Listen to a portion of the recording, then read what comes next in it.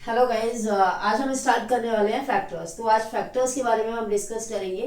थोड़ा ध्यान से समझना, मैं बिल्कुल बेसिक से स्टार्ट करने वाले हूँ, राइट। तो सपोज सपोज हमने यहाँ पे कोई नंबर लिया। सपोज यहाँ पे कोई नंबर लिया हमने 60, राइट।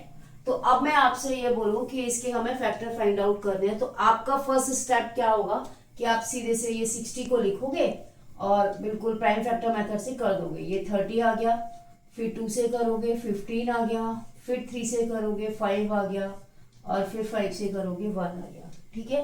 और वो करेक्ट भी है, ऐसा नहीं है कि ये रॉन्ग है। बट इसको हम ऐसे ना करके अगर हम और शॉर्ट ट्रिक से करें तो उसमें हमारी टाइम सेविंग बहुत ज्यादा हो जाएगी। कैसे? जैसे 60 है, 60 को हम कितना लिख सकते हैं? 15 इंटू 4। तो ये जो 4 है, 4 को लिखेंगे 2 पावर 2 और 3 5 15, राइट। तो विद इन अ सेकेंड ये हो गया फैक्टर, ठीक है। तो ये तो हो गए फैक्टर की बात, राइट।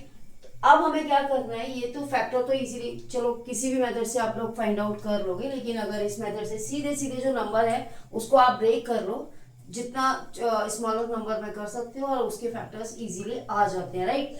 अब हमें इसमें क्या फाइंड करना है? अब हम इसमें फाइंड करेंगे, जैसे मैंने नंबर लिखा है यहाँ पे 60, तो इस 60 में नंबर ऑफ फैक्टर्स कितने होंगे, राइट। नंबर ऑफ फैक्टर्स कितने आएंगे, ठीक है।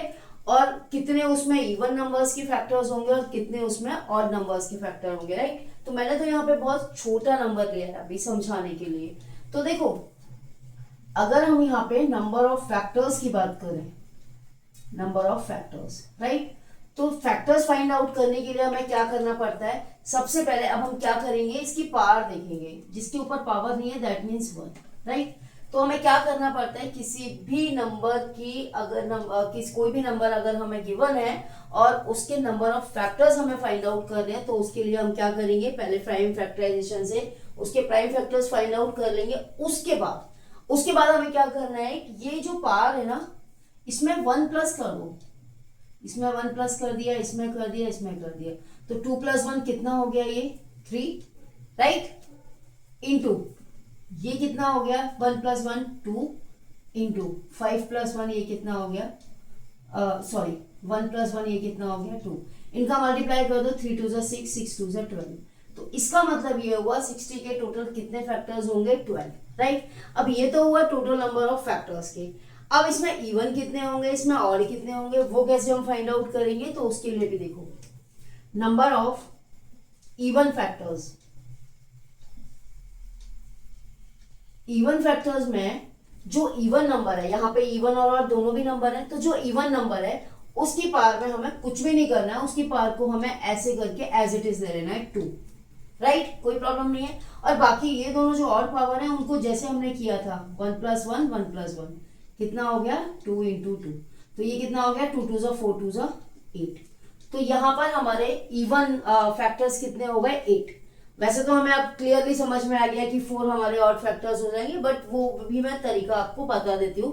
तो क्योंकि टोटल नंबर ऑफ फैक्टर्स हमारे 12 है, इवन 8 आ गए, तो ऑब्वियस सी बात है कि जो ऑड फैक्टर्स होंगे वो 4 ही होंगे। बट कैसे फाइंड आउट करेंगे वो भी देख लो। Number of odd factors, odd factors के लिए हम क्या करेंगे? देखो यहाँ पे एक इवन फैक्टर आया और बाकी ऑड है, तो ऑड फाइंड आउट करने के लिए इवन का तो कोई भी काम नहीं है, कुछ भी जरूरत नहीं है उसकी। तो इवन वाले को हमें लेना ही नहीं है यहाँ पे, मतलब ये जो है ना इसको हम ऐसे हाइड कर लेंगे। अब ऑड वाला लेना है, तो ऑड वाला जैसे हम अभी तक लेते आए हैं हमको वैसे ही लेना है। तो क्या करेंगे? ये पावर कितना है? 1 है ना, तो ये 2 हो गया। 2 इंटू 2, 2 इंटू 2 दैट इज 4। मैंने यहाँ पे बता ही दिया था टोटल फैक्टर्स अगर हमारे 12 है, इवन 8 आ गए, तो ऑब्वियसली ऑड वाले हमारे 4 ही आने वाले हैं, राइट। तो ये हमारा आंसर हो गया। बहुत ही सिंपल तरीका है। ये तो बहुत छोटा नंबर लिया था वो, ये तो शायद आपको पता भी होगा, लेकिन काफी बड़े बड़े नंबर के भी हमें number of factors, even factor, odd factor find out करने आते हैं। तो उसके लिए सबसे इजी मेथड हमारा यही है, राइट।